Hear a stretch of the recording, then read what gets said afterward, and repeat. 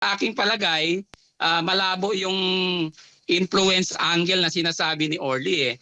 Sa tingin ko, meron talagang mga hidden hands behind him na nagdidikta sa kanya at ito ay naalarma dito ang ombudsman. Pero sa inyo pong personal na opinion, attorney, ito hong nangyari sa kaso ni Orly Gutesa, sa tingin ho ninyo, may pressure po sa kanyang parte? Well, may lumabas na video, di ba? Wherein alleged communication between him and his wife. Klaro po yon. So if we will take that as coming from him and his wife, at yung komunikasyon na yon ay ma-authenticate as valid and coming from the two, then that also proves na walang kinalaman sina Senador Marcoleta at dating Congressman Defensor sa sinasabi ngayon ni Orly Gutesa na siya ay inimpluwensyahan ng dalawa. Sa aking palagay, malabo yung influence angle na sinasabi ni Orly eh. Sa tingin ko, meron talagang mga hidden hands behind him na nagdidikta sa kanya at ito ay naalarma dito ang ombudsman, causing them to issue a statement, a very strong statement laban dito sa retraction, hindi lang ni Orly Gutesa, but also of the 4 other former soldiers. Opo. Pero sa tingin ninyo, attorney, ay madali o matatagalan pa ba yung pagsasampa ng kaso laban dito kay dating Speaker Martin Romualdez?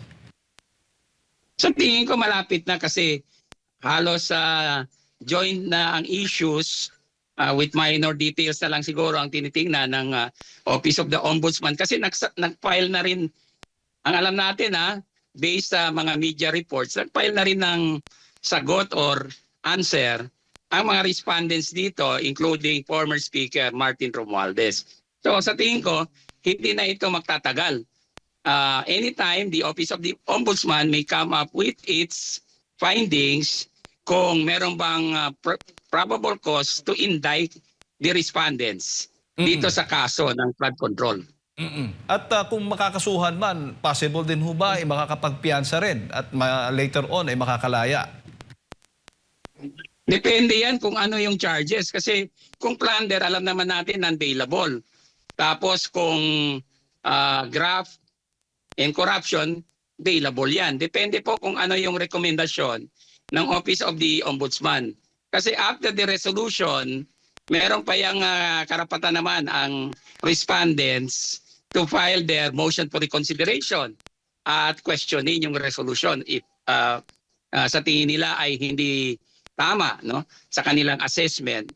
Well, the respondents are represented by many lawyers. Magagaling yung mga abogado ng respondents.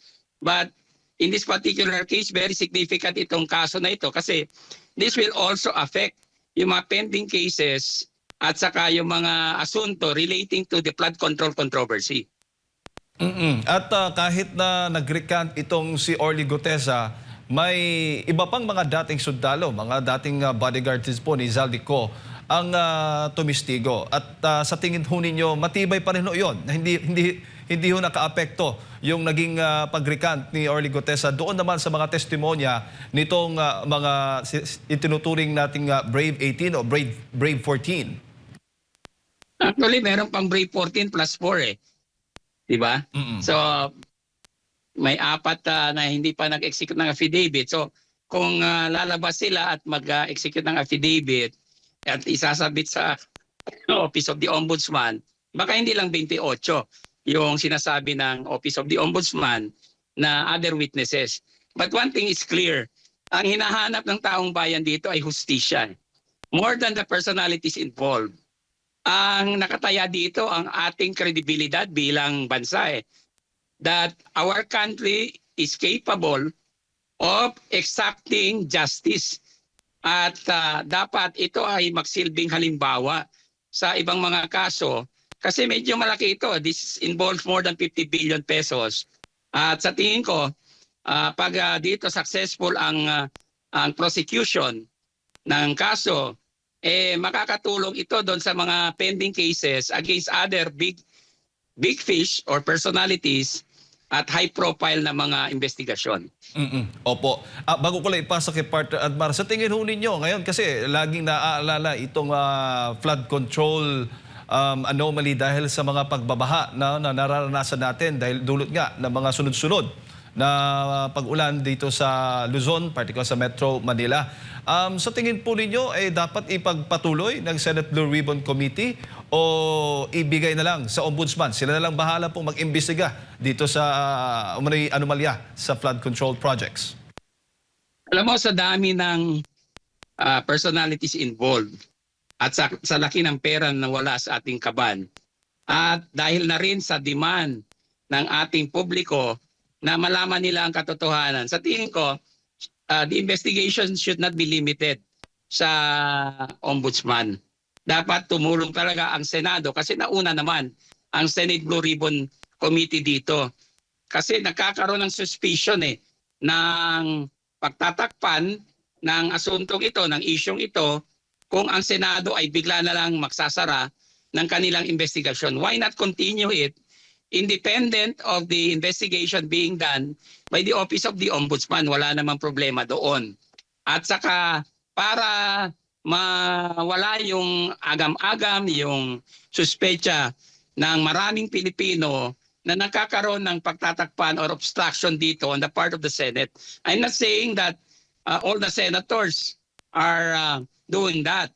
There may be some personalities in the Senate that appear to be trying to, outmaneuver itong investigasyon na ito at saka gumagawa ng mga issue para pagtakpan ito at hindi sila matamaan.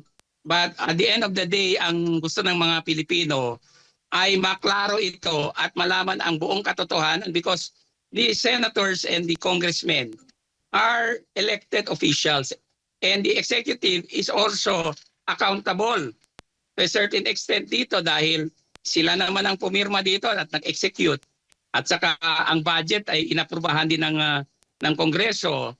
So this is a dual responsibility ng executive at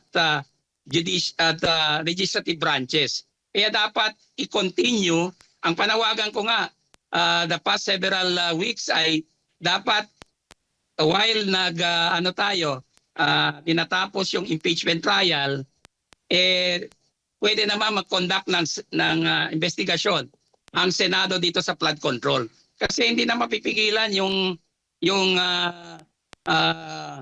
gusto ng taong bayan. Galit na galit ang taong bayan. Habang tayo ay binabaha, mukhang merong mga forces trying to muddle the issue sa flood control para hindi malaman ang buong katotohanan. That should be prevented. And if we are a government of laws and not of men, then bakit takot ang ilang mga politiko na humarap dito sa isyong ito?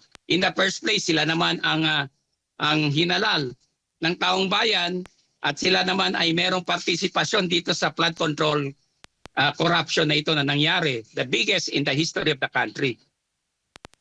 Magandang umaga po, Attorney. Si Admar po ito. Paano pwede bang maging Admar. rason ng Senado na hindi na namin maiimbestigahan yan, lalo na ngayon na budget season, meron pang impeachment. Ano masasabi niyo po?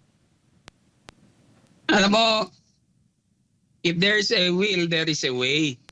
Hindi naman ibig sabihin na nakatutok sila sa impeachment.